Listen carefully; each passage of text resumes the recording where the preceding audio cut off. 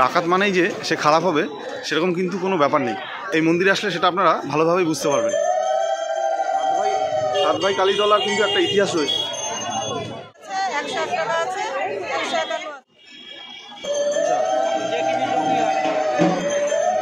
ইছামতি নদী থেকে নৌকা পার হয়ে এই মন্দির আসতে হবে। সাত ভাই কালীতলা তাহলে আপনারা কিন্তু এই রাইডটা অবশ্যই নেবেন। জাস্ট মানে অসাধারণ, ওখানে নাকি সেই সাত ভাইয়ের মাথার খুলি এখনও রাখা আছে। তাই সাত ভাই কালীতলাতে পৌষ মেলা কিন্তু অত্যন্ত প্রসিদ্ধ। আর সুপ্রভাত বন্ধুরা, আজকে চলে এসেছি সকাল সকাল বনগাঁ স্টেশনে। আজকের দিনটা কিন্তু বিশেষ দিন, কারণ আজকে স্বামীজির জন্মদিন। আর এই দিনে কিন্তু জাতীয় যুব দিবস হিসাবে পালন করা হয়। আজকে আপনাদের নিয়ে যাব 400 বছরের সেই পুরনো একটি মন্দিরে, যেটা বনগাঁ, পুরাতন বনগাঁয় অবস্থিত, সাত ভাই কালীতলা মন্দির।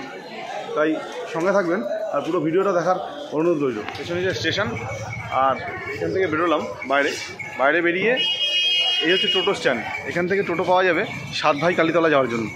হ্যাঁ বন্ধুরা, আজকের এই 400 বছরের পুরনো মন্দির দেখতে যাচ্ছি। আর শুনেছি ওখানে নাকি মাথার খুলি এখনও রাখা আছে।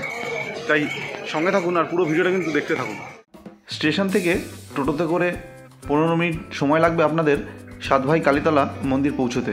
বনগাঁ রেলওয়ে স্টেশন থেকে সাত ভাই কালীতলা প্রচুর টোটোর ব্যবস্থা আছে, আর আপনাদের আসতে খরচ হবে মাত্র 15 টাকা। সাত ভাই কালীতলা এই মন্দিরের সঙ্গে জড়িত রয়েছে অনেক পুরনো ইতিহাস। তো বাংলার যশোরের জমিদার বাড়িতে ডাকাতি করতে যায় 7 জন ডাকাতের একটি দল। সম্পর্কে তারা ছিল আপন ভাই। ডাকাতি করে ফেরার সময় পথে কালী ঠাকুরের আদেশে কালী মূর্তিও সঙ্গে করে নিয়ে আসেন তারা। বর্তমান উত্তর 24 পরগনার পুরাতন বনগাঁয় ইছামতি নদীর ধারে জঙ্গল ঘেরা বটগাছের নিচে কালী মূর্তি স্থাপন করা হয়। দেবী পুজোর জন্য ডাকাত দল পুরোহিতের খোঁজে বের হয়। স্থানীয় এক চক্রবর্তী পুরোহিতকে খুঁজে পায় ডাকাত দল। তারাই বংশ পরম্পরায় পুজো করে আসছেন। পুজো শুরু হয় আনুমানিক প্রায় 400 বছর আগে। জাগ্রত পুরাতন বনগাঁর এই কালী মন্দির সাত ভাই কালীতলা নামেই পরিচিত। এখন আপনাদেরকে পুরো মন্দিরটা আমি ঘুরিয়ে দেখাবো।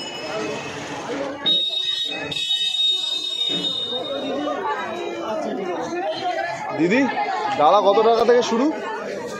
ডালা 51 টাকা আছে, 108 টাকা আছে, 151 আছে। কি কি থাকে মায়ের পুজোর ডালাতে? 51 টাকা ডালায় 5 ফল, আলতা, সিঁদুর, ধূপকাঠি, মোমবাতি, মূলো, বাতাসা সবকিছু আছে। আচ্ছা, মূলোটা কি বাধ্যতামূলক? মূলোটা বাধ্যতামূলক। ঠিক আছে, একদম ফ্রেশ ফল। এখান থেকে ডালা নিয়ে মায়ের এখানে পুজো দিতে হয়।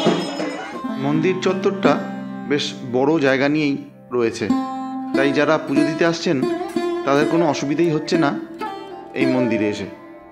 আপনারাও চাইলে একবেলায় চলে আসতে পারেন এই সাত ভাই কালীতলা মন্দিরে। পুজো দিয়ে আবার বিকেলে ট্রেন ধরে বাড়ি চলে যেতে পারেন। জাগ্রত এই মায়ের মন্দিরে সব ভক্তদের কিন্তু মনস্কামনা পূরণ হয়।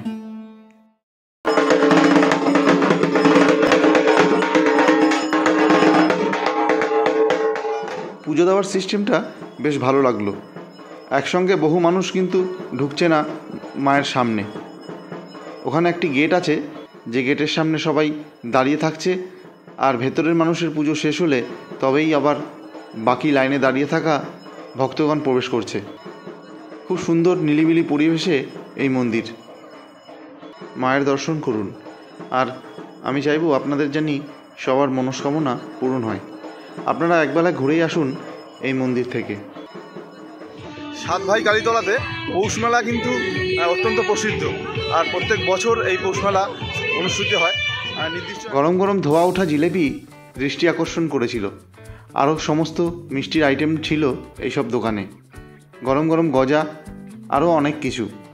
আর 5টা সাধারণ মেলার মতোই কিন্তু এই মেলাও, কিন্তু বাড়তি পাওনা যেটা, সেটা হচ্ছে এই 450 বছর পুরনো মায়ের দর্শন করা।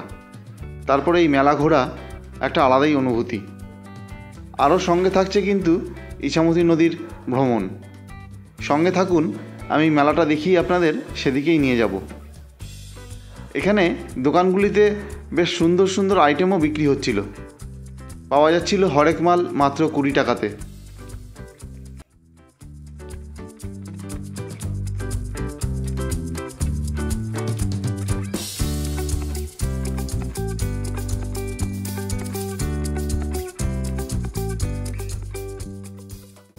আর একটু বলে রাখি, এই মেলা কিন্তু পৌষ মাসের লাস্ট দিন পর্যন্তই চলবে, মানে পৌষ সংক্রান্তির দিনই এই মেলা শেষ হবে।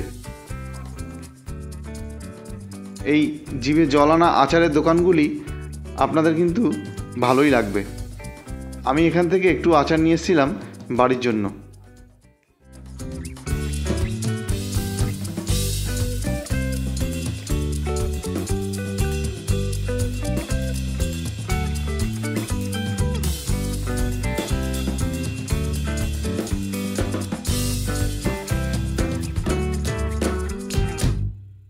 কুড়ি থেকে 30 রকমের আচার বিক্রি হচ্ছে এই মেলাতে। সাতভাই কালীতলার যে মেলাটা সেটা কিন্তু এই মাঠেই হচ্ছে, পুরো এই স্কুলের সামনের মাঠটা জুড়ে।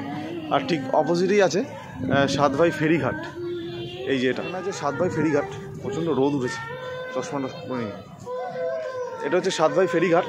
এখান থেকে কিন্তু ইছামতি নদীতে আপনারা নৌকা নিয়ে ভ্রমণ করতে পারেন, সেই তথ্য আপনাদের দেবো, সঙ্গে থাকুন।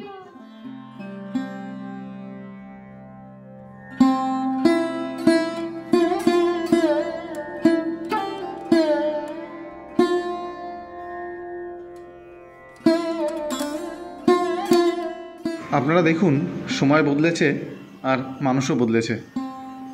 আজ তাই সেই সাত ভাইয়ের নামে এই এলাকায় গড়ে উঠেছে স্কুল, বাজার, এমনকি মন্দিরটিও এই সাত ভাই কালীতলা নামেই পরিচিত।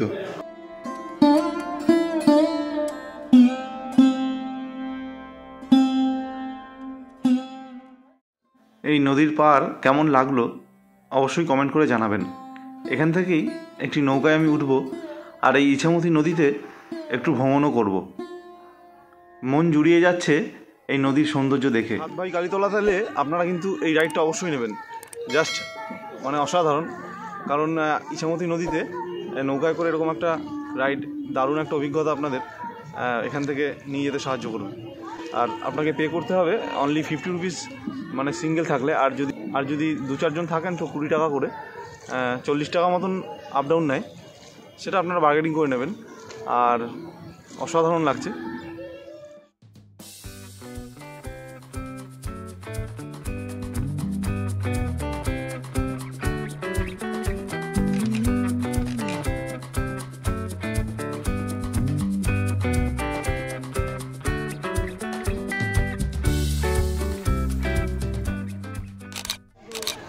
নৌকা করে কিন্তু পার হয়ে এই মন্দিরটা দেখতে হবে।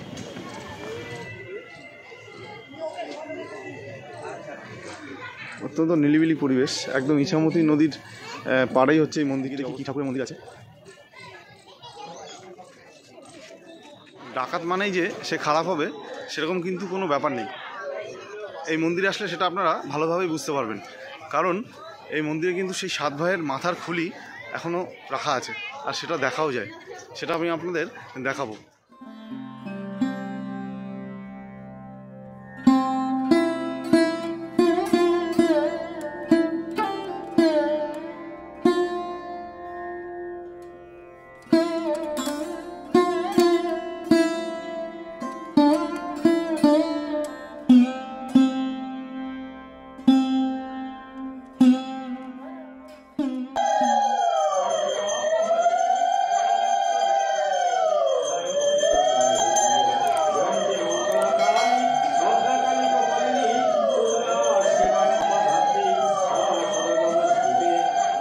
মা কালীর শ্মশানকালী রূপী মা এই মন্দিরে বিরাজমান।